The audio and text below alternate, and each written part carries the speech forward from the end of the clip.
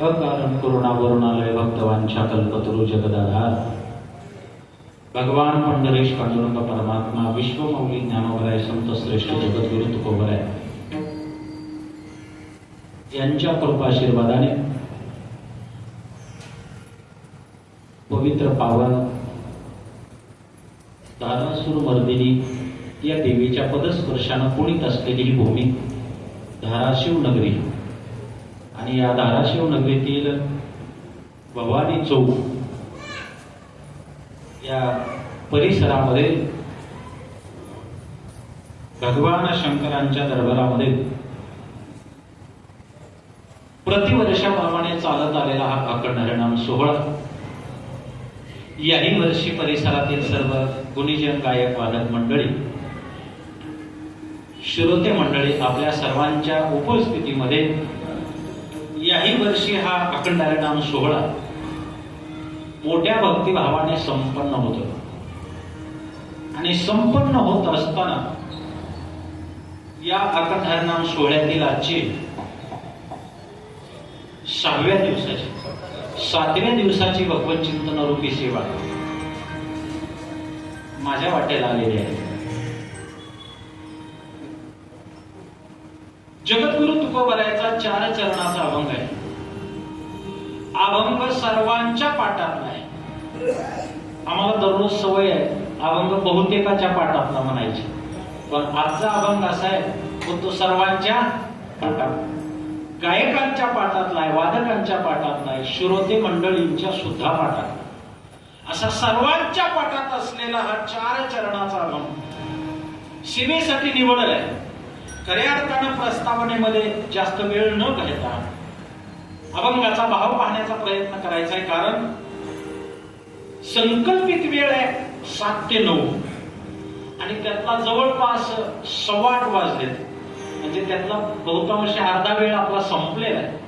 आता एक अर्धा पाऊण तास आपल्याकडे शिल्लक आहे आणि या अर्ध्या पाऊण तासामध्ये जगद्गुरु तुकोबरायच्या अभंगाचा भाव पाहायचा आहे आणि तुमचं अंतःकरण भगवत चरणाच्या समाधानापर्यंत नेऊन पोहोचवायचंय. विठ्ठला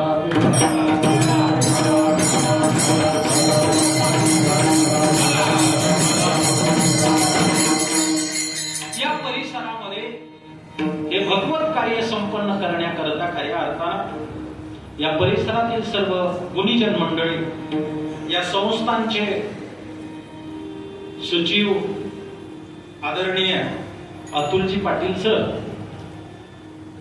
त्यांच्यासोबत त्यांची सर्व सहकारी मंडळी, दिनेशराव देशमुख असतील, मुंडे साहेब असतील, हे सगळी या परिसरातील सर्व गुणीजन मंडळी आणि त्यांच्या सहकार्यासाठी या परिसरातील सर्व गुणीजन मंडळी आणि सांजा गावचे सर्व भजनी मंडळ आणि भजनेच नाही तर श्रोते मंडळी सुद्धा सांजाचे, एवढं सगळं सांजाचं सहकार्य आहे.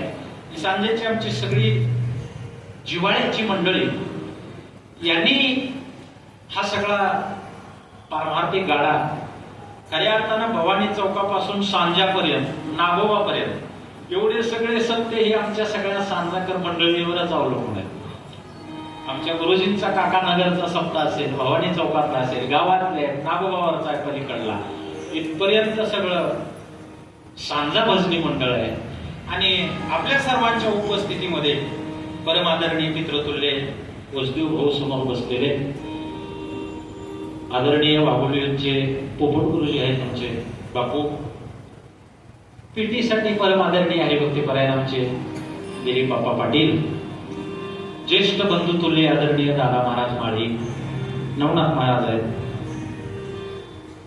रामभाऊ महाराज शिंदे आहेत, नागोराव महाराजांचे हारकी आहेत, उत्मिका यावरून आले, व्यंकट महाराज आहेत, आदरणीय आमचे मित्र आदरणीय हरिभक्तीपरायण तुकाराम पाटील आले, अण्णा महाराज आहेत, सगळी सांजेकर मंडळी आहे, किरण आबा आहे, सगळी बप्पा आहेत, अनुज आहे. आता किती नावं घेऊ, सगळ्याचे नावं पाठ आहेत. आपल्या सर्वांच्या उपस्थितीमध्ये श्रोते मंडळीमध्ये आमचे आदरणीय गोविंद भाऊ पवार आहेत आणि परिसरातील सर्व गुणीजन मंडळी, माझे गुरुजी आदरणीय दारफळकर गुरुजी या ठिकाणी उपस्थित आहेत. आपल्या सर्वांच्या उपस्थितीमध्ये पप्पा तुमचंही नाव लक्षात आहे बरं का, पण मागं ठेवलं होतं विठ्ठला विठ्ठला.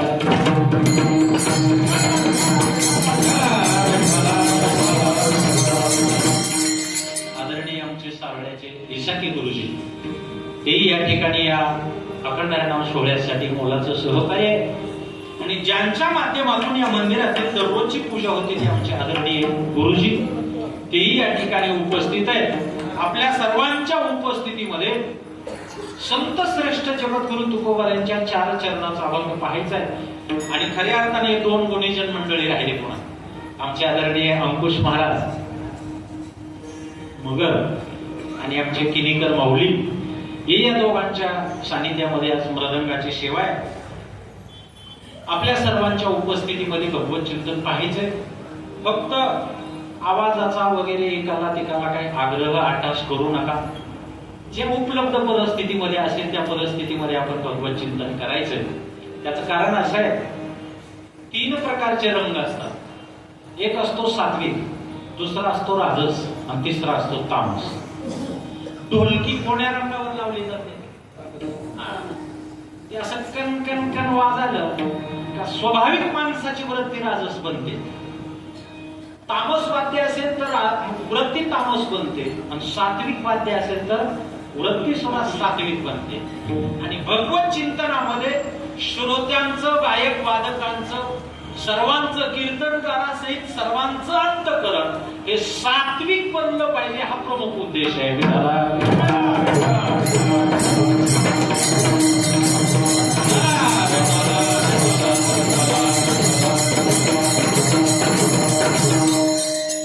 ऐकणारे सर्व सुजान जाणती मंडळी, ऐकणारे सुजान आहेत, सर्व सुज्ञ मंडळी आहेत. आणि सुज्ञ मंडळी समोर बसलेलं गृहीत धरून अभंगाची निवड करत असताना संप्रदायाच्या नियमानुसार जागराची सेवा आहे. जागराच्या सेवेला मागणीपर प्रकरणातील अभंग असावा, पण मागणीपर प्रकरणामध्ये गाथ्यामध्ये जवळपास 156 अभंग मागणीपर प्रकरणातील आहेत. याच्यातला नेमका कोणता मागणीसाठी घ्यावा ही बराच वेळ चिकित्सा केली. लक्षात आलं, ऐकणारी जर शुद्ध मंडळी असेल तर शुद्ध मंडळींच्या समोर लेकरानं बोललेलं गोड वाटतं. आणि हा उद्देश डोळ्यासमोर ठेवून जगद्गुरु तुकोबारायांचा गोड आणि सुंदर अशा प्रकारचा क्षमा याचना करणारा अभंग प्राप्त प्रसंगी प्राप्त स्थळी सेवेसाठी निवडला.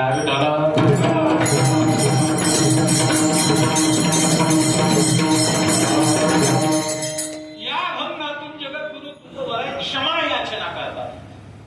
काय करतात? क्षमा याचना. बघा, शास्त्रामध्ये मागणीचे एकंदरीत 3 प्रकार आहेत. 3 प्रकाराने मागणी केली जाते. पहिला प्रकार आहे की प्रार्थनेच्या माध्यमातूनही मागणी केली जाते. दुसरा मुद्दा, भिक्षेच्या माध्यमातूनही मागणी केली जाते. आणि तिसरा मुद्दा, याचनेच्या माध्यमातूनही मागणी केली जाते.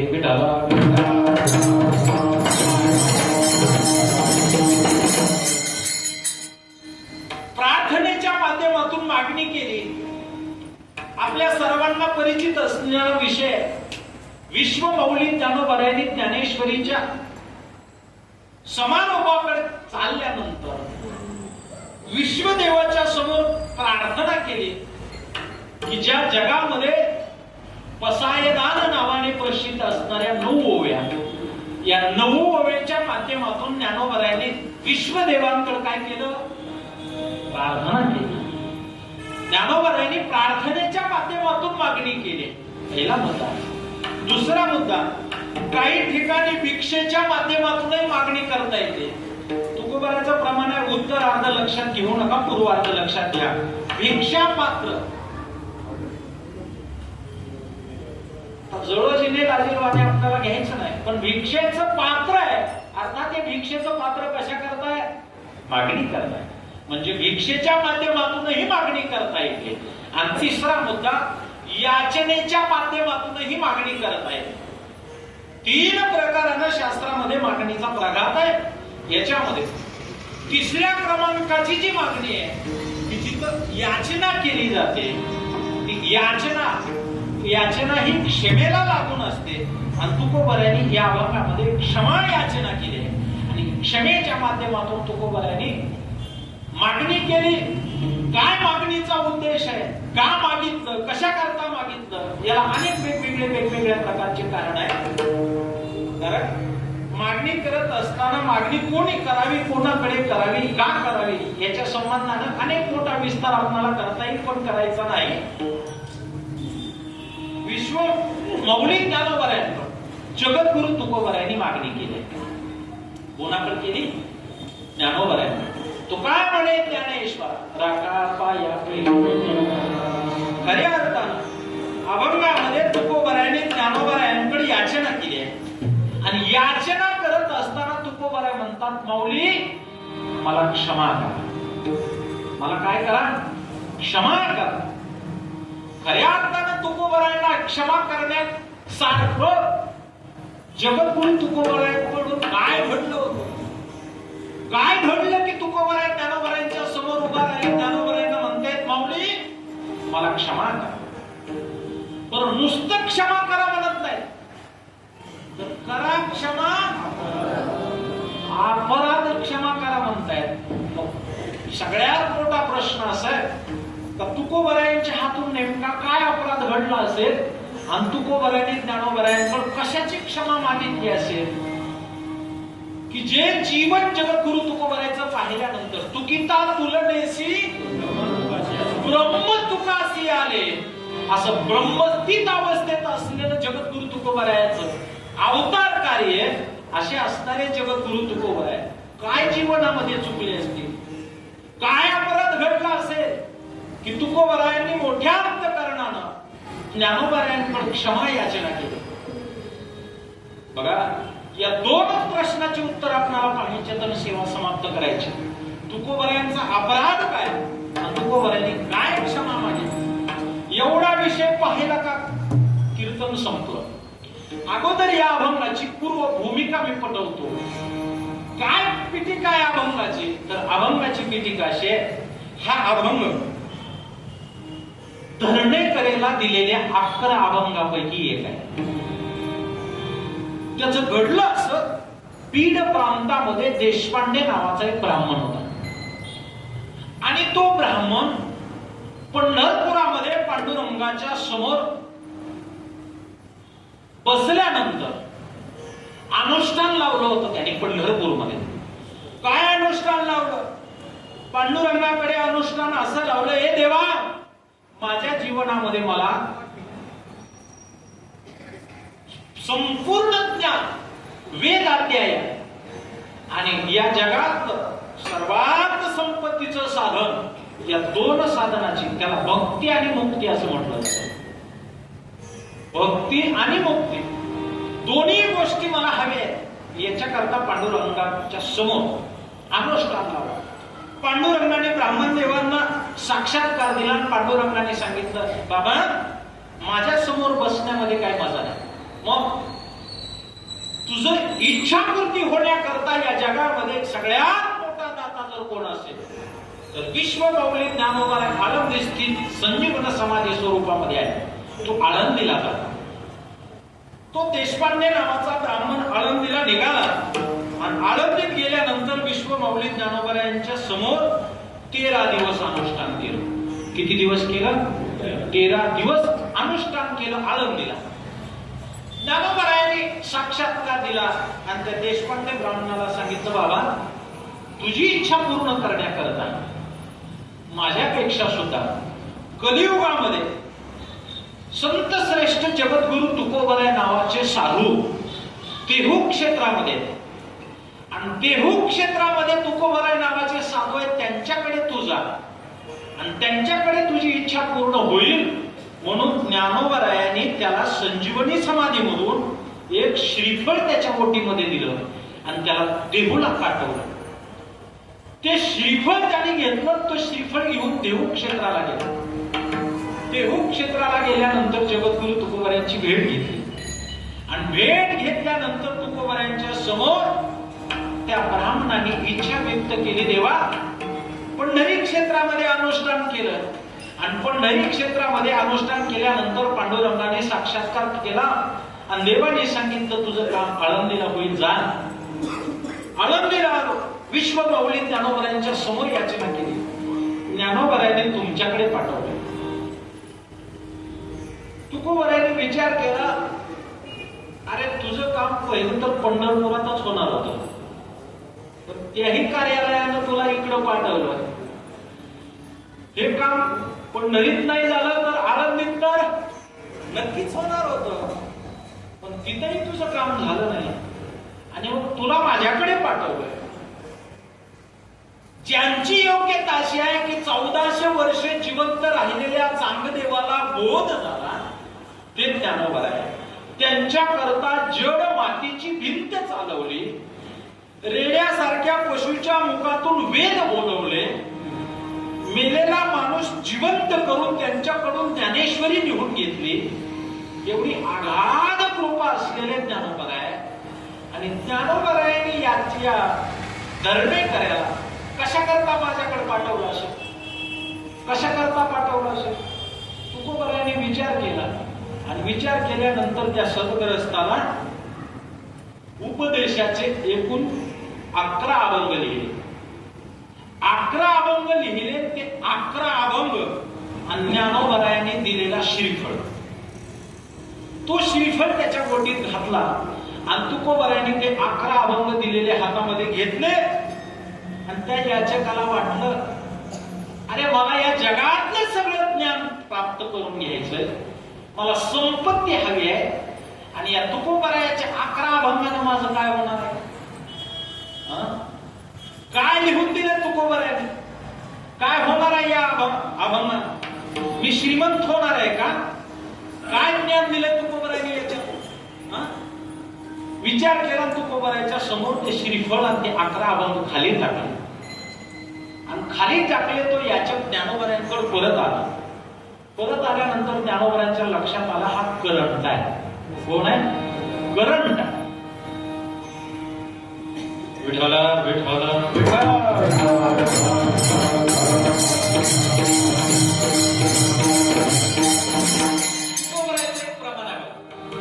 सर्प विंचू दिशे धन आभाग्या कोळसे. आभाग्याला धन जरी असलं तर कोळसे दिसतात. कोळसे सर्प विंचू दिशे धन आभाग्या कोळसे. तो करंट त्या कपाळाचा होता. ज्ञानोबरायांनी काढून दिला. जा म्हटलं, तो आभागे आणि आभाग्याचं तोट बघू नये म्हणजे त्याला काढून दिलं. काढून दिल्यानंतर तुकोबरायांनी ते 11 अभंग हातात घेतले, ते नारळ घेतलं. तिथं छत्रपती शिवाजी महाराजांच्या दरबारामध्ये पोथी वाचण्याकरता जो कोंडदेव होता, तो कोंडदेव तिथं आला आणि त्या कोंडदेवाच्या गोटीमध्ये तुकोबरायांनी ते 11 अभंग ते नारळ टाकला. कोंडदेव मनामध्ये प्रसन्न झाला आणि कोंडदेवाने ते 11 अभंग वाचले. 11 अभंग वाचल्याबरोबर त्या कोंडदेवाला जगातलं सगळं ज्ञान प्राप्त झालं.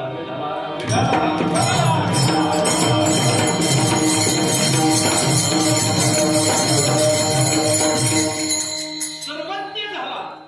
सर्वज्ञ झाल्यानंतर कोंडदेवानं विचार केला, 11 अभंगात एवढी ताकद आहे, नारळात किती असेल, किती असेल नारळात ताकद. उत्सुकता वाढली आणि पटकन त्या कोंडदेवानं ते नारळ फोडलं. ते नारळाची गंमत अशी होती, कोणी गुजरात प्रांतातला मारवाडी माऊलीच्या चरणावरती त्यानं नवस बोलला होता आणि नवस बोलल्यामुळं माऊलींच्या कृपाशीर्वादानं त्याचा व्यापार चौपट झाला होता. किती पट? चौपट. तो चौपट व्यापार झाल्या कारणानं त्या व्यापाऱ्याने त्या नारळामध्ये माऊलीच्या चरणावर 1 लाख हिरे अर्पण केले होते. किती?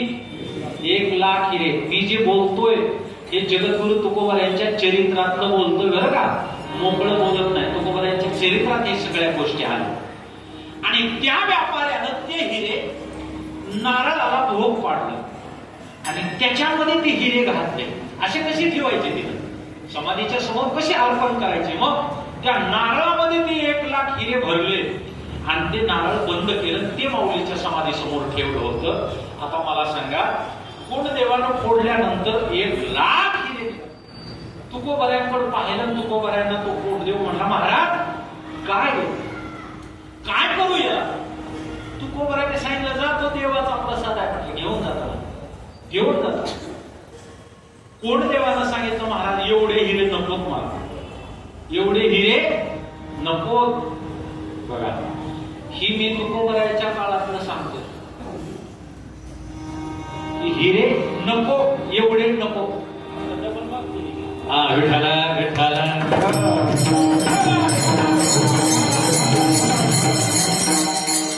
मागायचं तर सोडाच महाराज, पण कोणाला सांगायचं नाही. ते रात्रच आणून घरी खेळ, रात्रीच आणून खेळ. मुद्दा एवढाच आहे, कोंडदेवाने विचारल्यानंतर त्यानं तुकोबऱ्यांच्या झोळीत थोडे हिरे टाकले आणि त्याच पैशातून जगद्गुरु तुकोबऱ्याने विश्वमाऊली ज्ञानोबऱ्यांचा जो गाभारा बांधलाय, गाभारा तो त्या पैशातून बांधलाय. त्या गाभाऱ्यामध्ये एक फरशी लावलाय बघा, तुम्ही गेला काळात दिला तर वाचा केले की जगद्गुरु तुकोबऱ्याने त्यांच्या काळामध्ये तो दगडी विश्वमाऊली ज्ञानोबऱ्यांचा गाभारा त्या पैशातून बांधलाय. तिथे लिहून ठेवलंय माऊलीच्या मंदिरामध्ये.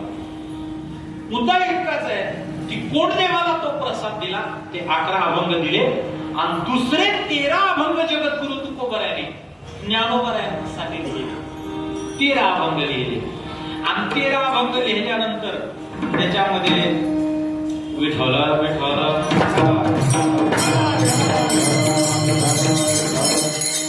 श्री पंढरीशा पतित पावन, त्यातला पहिला अभंग आहे. त्यातला पहिला अभंग आहे, ते 13 अभंगात. त्याच्यात अनेक अभंग आहेत, तिथे एकाच ठिकाणी आहेत. तुम्ही सगळेजण घरी गेल्यानंतर गात्यात ते वाचा. अत्यंत पवित्र गोड अभंग आहेत. एवढं समाधान वाटतं की आपण त्या लायकीचे नाही त्या अभंग वाचण्याचे, एवढे पवित्र अभंग आहेत. आणि तुकोबऱ्यांनी 13 अभंग ज्ञानोबऱ्यांचे लिहिले, ते ज्ञानोबऱ्यांसाठी. आणि तुकोबऱ्या आळंदीला आले, समाधीवरती डोकं टेकलं, ते 13 अभंग ज्ञानोबऱ्यांच्या चरणावरती समर्पित केले आणि तुकोबऱ्या उभा राहिले. आणि तुकोबऱ्याने विचार केला आणि माऊलीला बोलू लागले, माऊली, जगातल्या सगळ्या समस्याचं उत्तर तुमच्याकडे असताना मी कशा करता तुम्ही हा धरणेकरी माझ्याकडे पाठवला? काय कारण होतं की हा धरणेकरी तुम्ही माझ्याकडे पाठवला? आणि काय मला विपरीत बुद्धी सुचली की मी त्याला उपदेश केला की ज्या उपदेशाने त्याचं कल्याण होणार होतं, तो उपदेश त्यानं पायदुळीत उडवला. हा अपराध माझ्याकडून घडला. हे कशा करता माऊली मला करायला भाग पाडलं? आणि याच्याकरता तुकोबऱ्या ज्ञानोबऱ्यांच्या समोर याचना केली आणि तुकोबऱ्याच्या मुखातून जे बोल बाहेर पडले ते अभंगाचे बोल.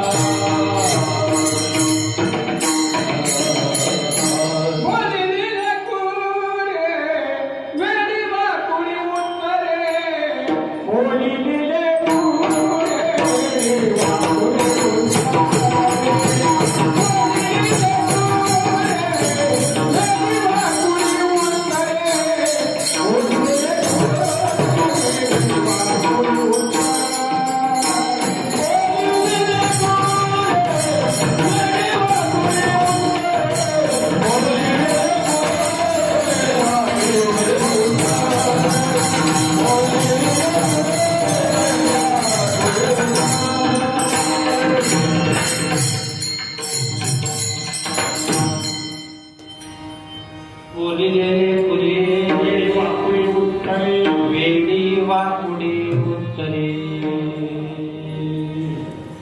जगद्गुरु तुकोबराय ज्ञानोबरायांच्या समोर उभा राहिले आणि तुकोबराय ज्ञानोबरायांना बोलू लागले, माऊली माझ्या अपराध झाला आणि अपराधामध्ये मी काय केलं तर मी बोलिले लेकुरे वेडी वाकुडी उत्तरे. जे जगद्गुरु तुकोबराय ज्ञानोबरायांच्या समोर उभा राहून सांगतात की मी जे बोललो ते बोललेलं वेड आणि वाकड आहे. कसं आहे तुकोबरायांचं बोलणं? वेडे वाकुडी उत्तरे.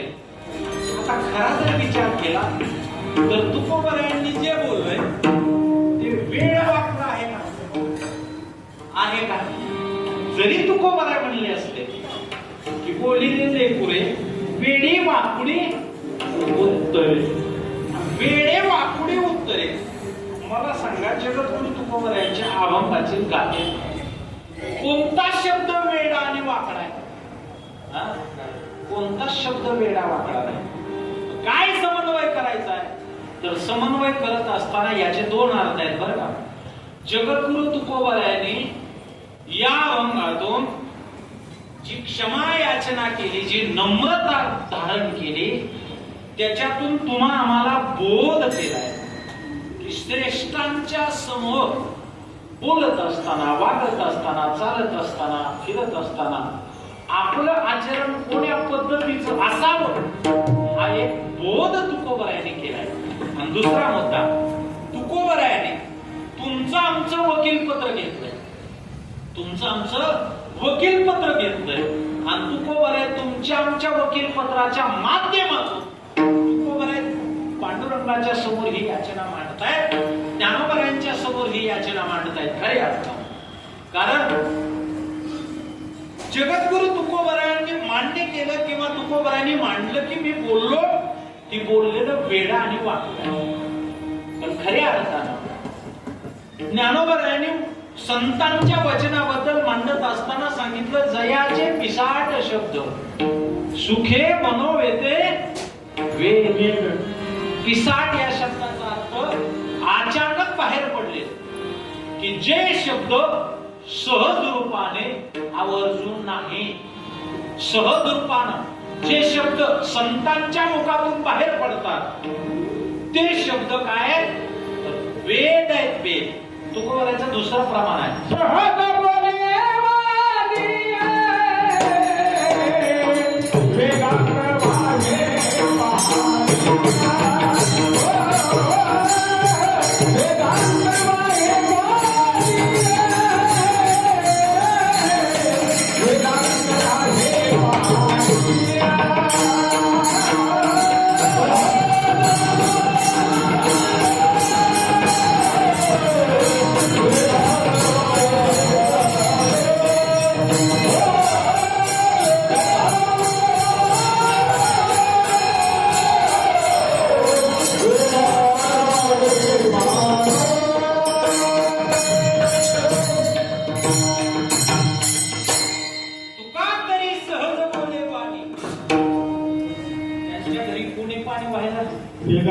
वेदानं पाणी पाहिजे एवढे तुकोबरायांच्या शब्दाला किंमत आहे. दुसरे एक प्रमाण आहे तुकोबराय आली मुखा वाटे अमृत वचने. संतांच्या मुखातले शब्द हे प्रत्यक्ष अमृत आहे, प्रत्यक्ष अमृत. आणि असं असणारं प्रत्यक्ष अमृत मुखा वाटे संतांच्या आलं आणि एवढं सामर्थ्य शब्दामध्ये, एवढी शक्ती शब्दामध्ये असताना सुद्धा मांडत असताना तुकोबराय मात्र स्वतःला लेकरू म्हणून घेतात. बोलिले लेकुरे. तुकोबरायांनी खऱ्या अर्थानं या अभंगाचा सगळा भाव लेकुरे या शब्दाने जिंकला. बरं, लेकुरे या शब्दाने जिंकला. मला सांगा, आपल्या घरातल्या 2 वर्षाच्या लेकराने 5 किलो तेलाचा डब्बा सांडतो, तुमच्याकडे त्याला काय शिक्षा केली जाते एवढं सांगा. काय शिक्षा आहे त्याला? वय वर्ष 2 आहे आणि तेल सांडलंय 5 किलो. कोणत्या शिक्षेला पात्र आहे ते लेकरू? कोणतीच शिक्षा त्याला भेट, कोणतीच शिक्षा नाही लेकरा. तुकोबरायांनी शब्दाचं प्रयोजन एवढं सुंदर केलं की तुकोबरा म्हणतात की बाबा जे बोललंय ते मी लेकरू वाणीनं बोललो. मी जो धरणे करेला उपदेश केलाय तो अधिकार वाणीनं केला नाही तर लेकराच्या वाणीनं केलाय, लेकरू म्हणून केला. बालक बोबडे बोले का मागला का पावले ते जोज करुणी माऊली. माऊली ज्ञानोबा सांगतात बाबा लेकराचं बोलणं मुळातच गोड असतं आणि ते किती जरी बोबड असलं तरी ते आई वडिलांना आवडणार असतं. म्हणून लेकरू या शब्दाचा अर्थच असा आहे की त्याच्यामध्ये ओतप्रोत प्रेम भरलेलं आहे की त्या शब्दानं जर विनंती केली तर कोणत्याच शिक्षेला पात्र होत नाही. महाराज विठ्ठल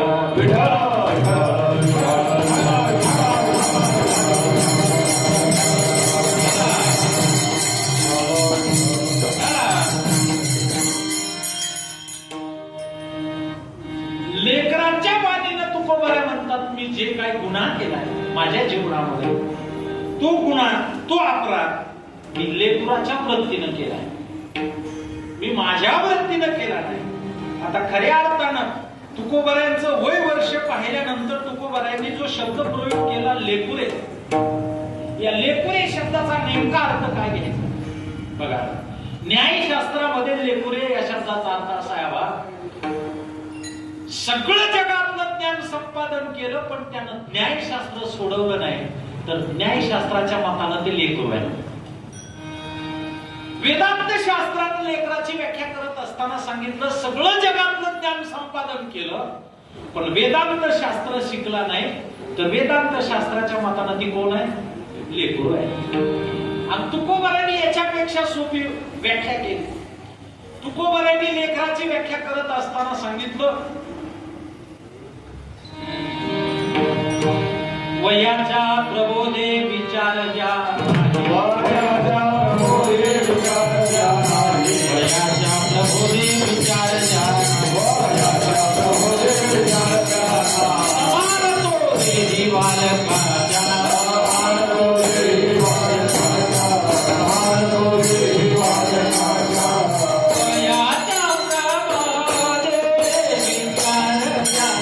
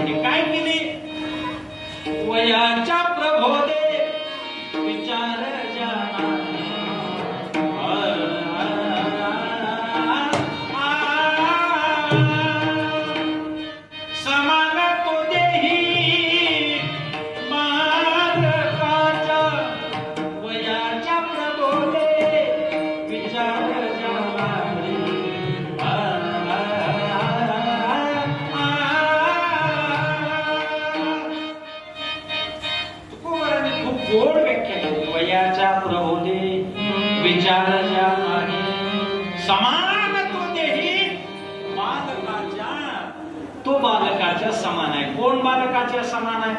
80 वर्षे वय जरी असेल आणि विचार जर 80 वर्षाच्या स्वरूपाचे नसतील तर तो कोण आहे?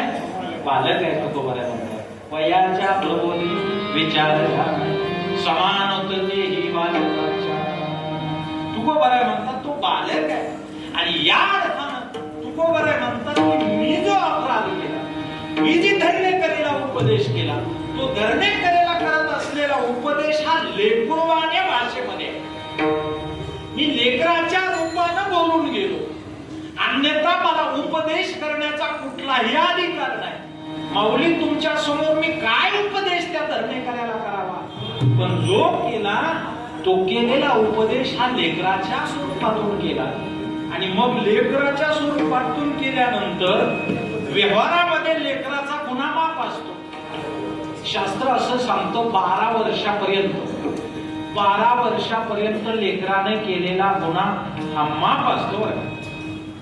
12 वर्षाच्या आतलं लेकराचं पाप पुण्य हे आई वडिलांकडे येतं. 12 वर्षाच्या आत लेकरू आहे तोपर्यंत त्याचं पाप पुण्य ही आई वडिलांना जबाबदार आहे. त्याला ते लेकराला पाप पुण्य नाही 12 वर्षापर्यंत. पण 12 वर्षाच्या नंतर केलेलं मग ते त्याच्या प्रारब्धामध्ये जमा होतं. तद्वत तुकोबराय म्हणतात की मी जो अपराध केला तो कोण्या वाणीने केला? तर लेकराच्या रूपाने केला. आणि मग तुकोबरायने सांगितलं माझ्याकडून घडलेला जो अपराध आहे ना त्या अपराधाला मला क्षमा करा. तुकोबराय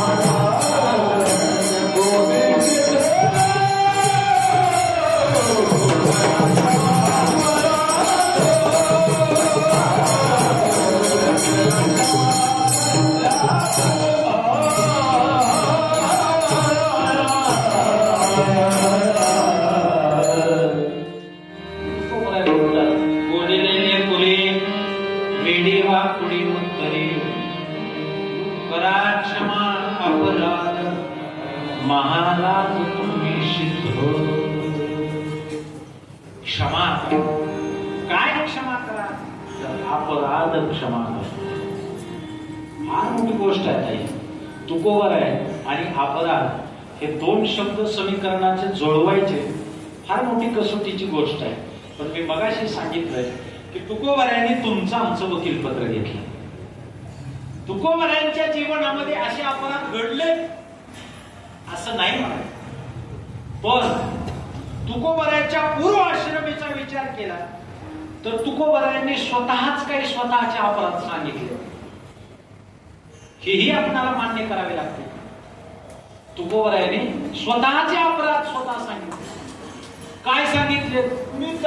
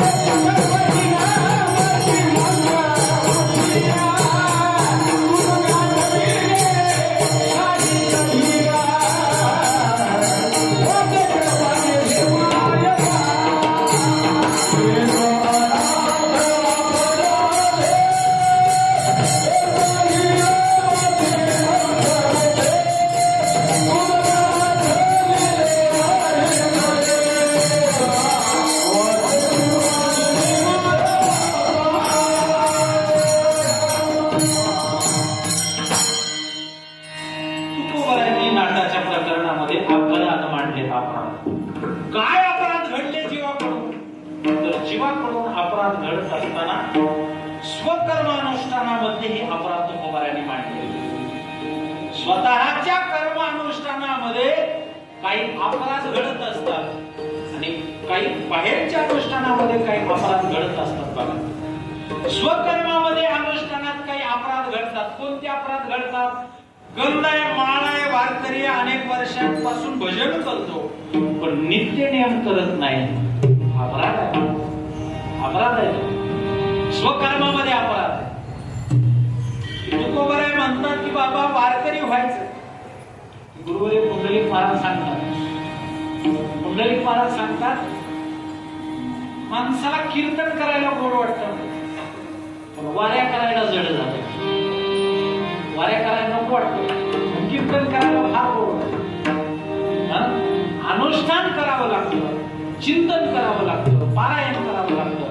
स्वकर्मामध्ये जे कर्म सांगितलं ते कर्म करावं लागतं आणि ते कर्म जर आपण वारकरी होऊन नाही केलं तर निश्चितच आपल्या हातून तो काय घडत असतो? अपराध घडत असतो. तुकोबाराय म्हणतात विद्वानात अपराधी कर्महीन मतिमंद बुद्धी. मी तुला कधीच स्मरण केलं नाही, माझ्याकडून अपराध घडलाय.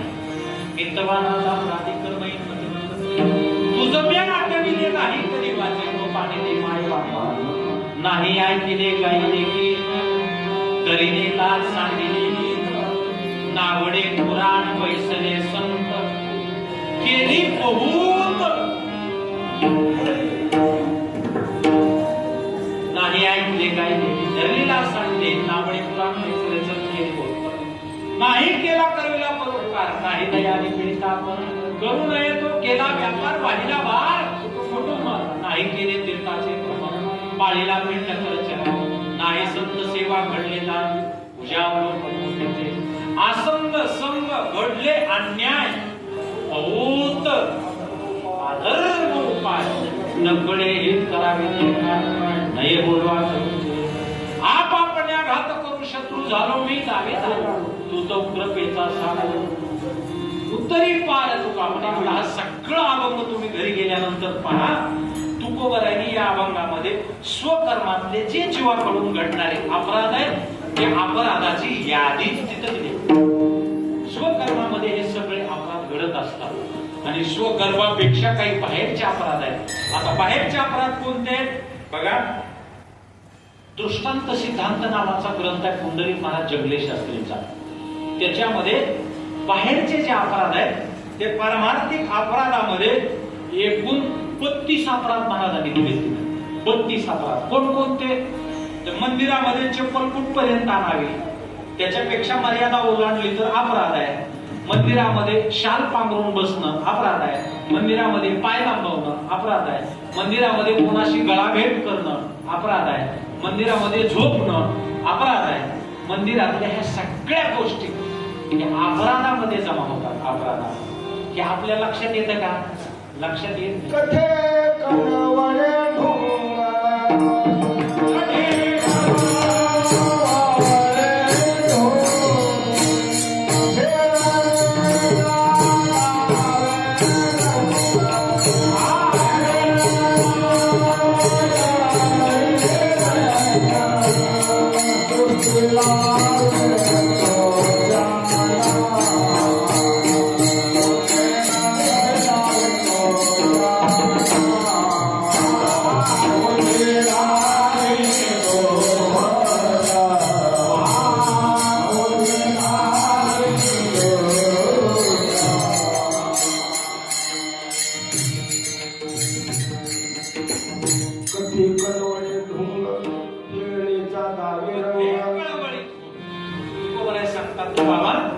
कथेच्या काही मर्यादा आहेत आणि त्या कथेच्या मर्यादा उल्लंघन केल्यानंतर काही विशिष्ट प्रकारचं आचरण झाल्यानंतर त्याच्यातून आपल्याला वाटतं पुण्य घडलं पण खऱ्या अर्थानं तिथं अपराध घडत असतो.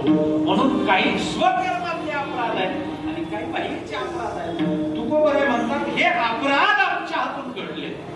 आता खरं तर तुकोबाराय अपराधाला पात्र नाहीच पण तुकोबाराय तुमच्या आमच्या वतीनं भगवंताच्या समोर मांडताय की बाबा जीवाकडून अनयास घडणारे हे अपराध आहेत आणि हे अपराध आमच्या हातून जीवनामध्ये घडले.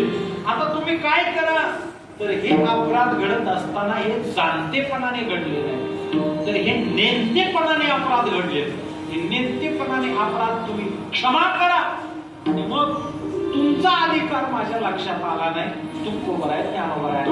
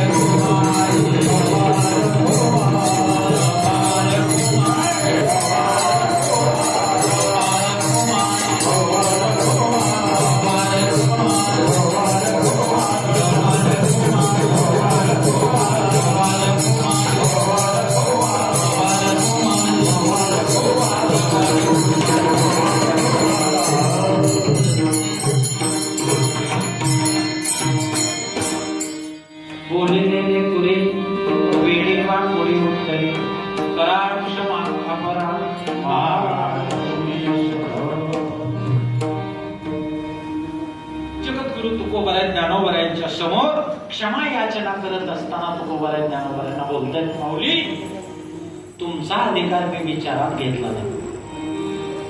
जीवन जगत असताना जीवनामध्ये समोरच्याचा अधिकार काय आहे याचा विचार करून जीवन जगलं पाहिजे. सगळ्यात महत्वाचं मानवी जीवनामध्ये विचार असला पाहिजे, विवेक असला पाहिजे. आणि विवेक असताना आपण कोणाच्या समोर कोण्या पद्धतीनं वागतो याला काही संहिता घालून दिली, याला काही नियम आहे.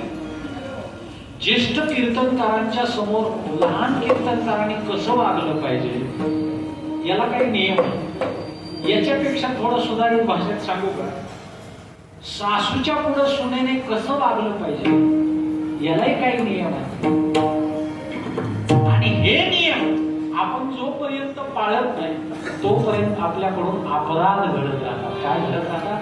अपराध घडत. याच्याने समाजाचं काही बिघडत नाही, समाजाचं काही बिघडल्यासारखं वाटतही नाही, कळतही नाही. पण पण त्याचा परिणाम काय होतो? तो त्याचा परिणाम सूक्ष्म परिणाम होतो की त्याच्यामुळे आपल्या हातून आपले अपराध घडत राहतात. आणि याच्याकरता समोरच्यांचा अधिकार पाहू लागला पाहिजे. समोरच्यांचा अधिकार पाहू. बघा, काल ज्यांना पद्मश्री पुरस्कारानं सन्मानित केलं ते गणेश्वर शास्त्री द्रविड. ज्यांना ज्यांना परिचय असेल त्यांच्या लक्षात आलं असेल की त्यांचा अधिकार काय. काय अधिकार आहे?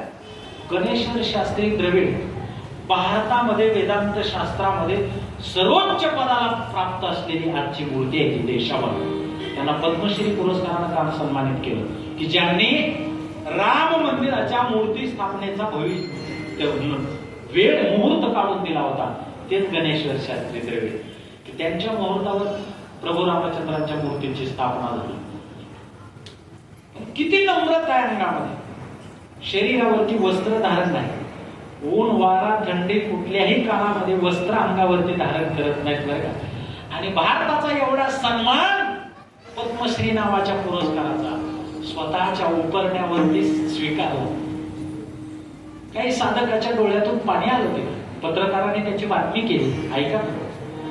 आणि या देशाचा एवढा मोठा बहुसन्मान स्वीकारत असताना सुद्धा आमच्या तपस्वी साधूंनी तो एखाद्या उपरण्यावरती स्वीकारावा. आम्हाला साधं कीर्तनाला 5,000चा शर्ट असावा वाटतो, 5,000चा पटका असावा वाटतो. काय अधिकार आम्ही विचारात घेतलाय? कुठं चाललात आम्ही? आम्ही फक्त आणि फक्त अपराधाच्या दिशेनं चालू, दुसरीकडे कुठंच नाही. प्रवास आमचा भगवत प्राप्तीकडे दिसतोय पण परिणाम मात्र अपराधाचा आहे. आणि म्हणून ज्ञानेश्वर महाराजांसमोर अपराध मांडण्या इतके तुकोबराय लहान होते का बापू? तुकोबरायांची सुद्धा योग्यता विचारात घेतली तर तुकिता तुलनेशी ज्या जगद्गुरु तुकोबरायाच्या कागदावरच्या अक्षरांना दगडासहित पाण्यात टाकलं होतं. कशासहित? दगडासहित पाण्यात टाकलं होतं.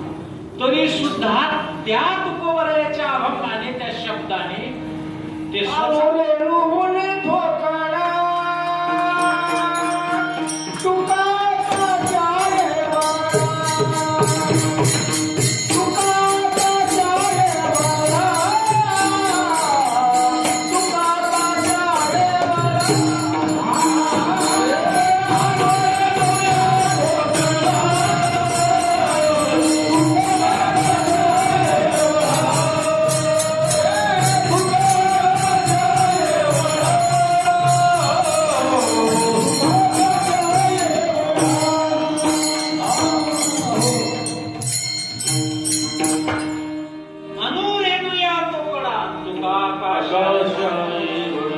जगद्गुरु तुकोबरायांची योग्यता आहे.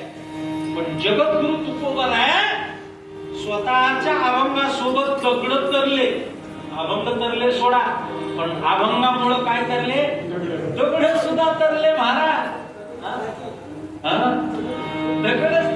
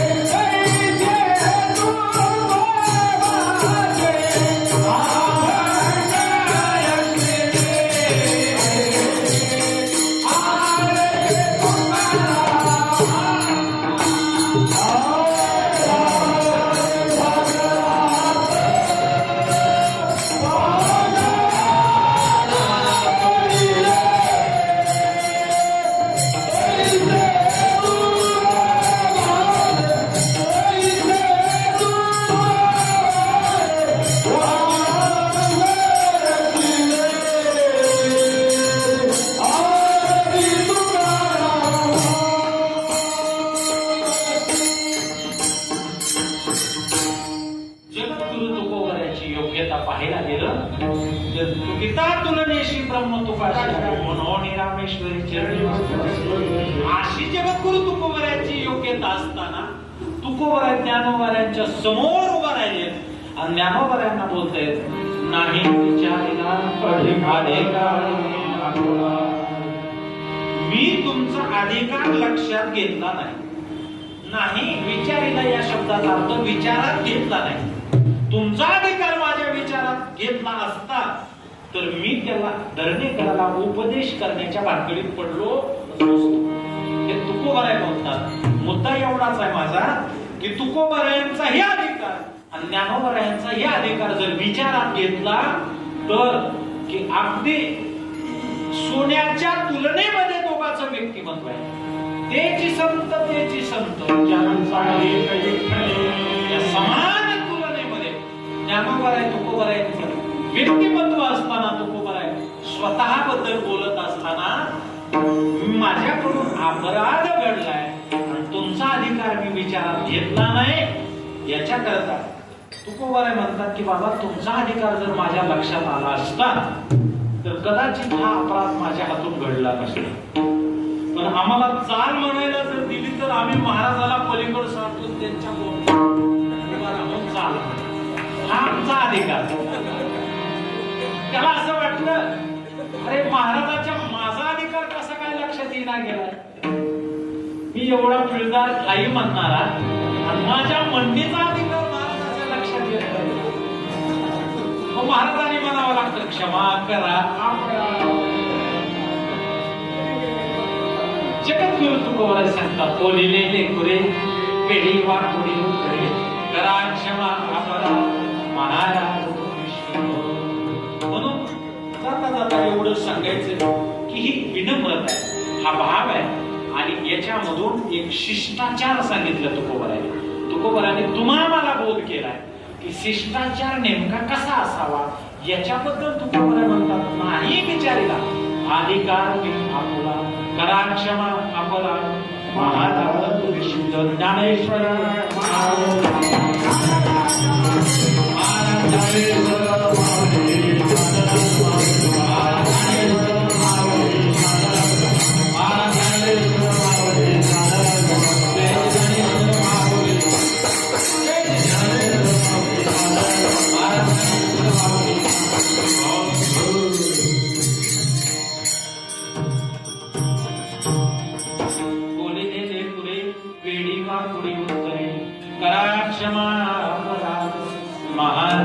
तुम्ही शुद्ध नाही विचारिला अधिकार मी आपुला करा क्षमा अपराध महाराज.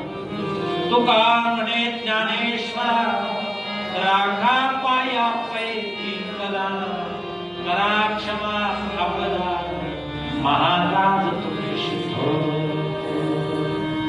ज्या जगद्गुरु तुकोबरायांनी एवढा विनम्र भाव स्वतःच्या अंतकरणामध्ये धारण केला त्या तुकोबरायचं एकदा मोठ्या प्रेमानं सगळेजण भजन करा, हातवरी करा, कोणी आळस करू नका. तुकाराम तुकाराम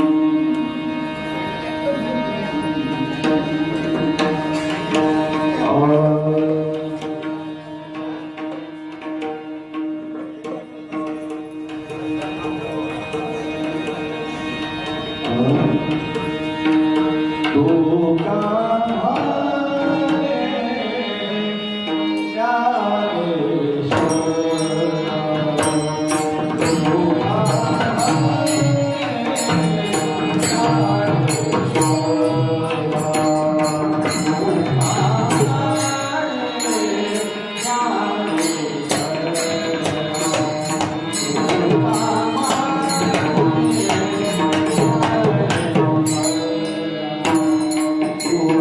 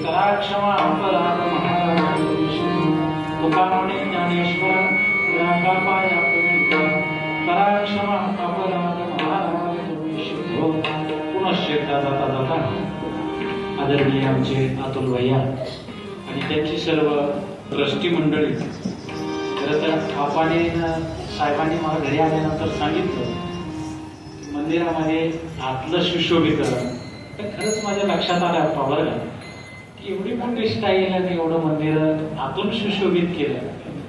खऱ्या अर्थानं हे सगळं जिव्हाळ्याचं काम आहे. या परिसरातील सर्व साधकांना त्यावेळी तेवढे धन्यवाद करण्यात बरं का बाबू. काय एवढं दररोज हरिपाठ आहे, नित्यनेमानं भजन आहे इथं मंदिरात, पुन्हा शिवरात्र चालू आहे, त्याच्या पंक्ती आहेत, त्याची कीर्तनाची व्यवस्था आहे आणि त्याच्यासाठी सगळे ज्ञानदान, अन्नदान, धनदान करणारी सगळी तुम्ही सर्व साधक मंडळी परिसरात. खऱ्या अर्थानं या भवानी चौकाचं भविष्य बदललं या मंदिरात. या वास्तूनं या परिसरामध्ये एक शांतता पसरली. किमान इथल्या मुलांना असं वाटतं की बाबा मंदिरात भजन चालू, आपण थोडं गडबड गोंधळ कमी करावा, एवढा तरी भाव परिसरात निर्माण झालाय. याचा परिणाम समाजावर झाला आणि हेच खरं हे काम, हेच आम्हा करणे काम बीज वाढवावे आणि याच्याकरताच हे करायचंय. या सर्व सांजेकर भजनी मंडळ परिसरातील भजनी मंडळींना धन्यवाद देतो की आपण सगळे 7 ते 9च्या वेळेत इथं हजर राहत आहे बरं. कारण 7 ते 9 आपली ग्रामीण भागातल्या लोकांची कामाची वेळ आहे. एवढी वेळ काढून आपण या ठिकाणी उपस्थित राहत आहे आणि साहेबांना मदत करता या कार्यामध्ये, त्याबद्दल सर्वांच्या चरणावर नतमस्तक होतो, वाणीला पूर्ण विराम देतो. किंबहुना तुमचे केले धर्मकीर्तन सिद्ध केले, हे माझे जेवुर दे ऐक विठ्ठल जय जय.